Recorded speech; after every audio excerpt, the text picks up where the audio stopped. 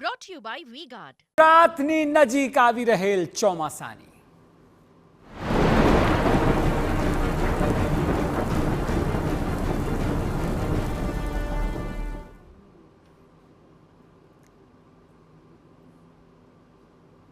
તો જેમ આપણે વાંચ્યું તે મુજબ ચોમાસાએ હવે રફતાર પકડી છે, કારણ કે વહેલું ચોમાસું બેઠું છે એટલે થોડા જ દિવસોની અંદર તમામ જગ્યાએ ગુજરાતમાં વરસાદ જોવા મળશે।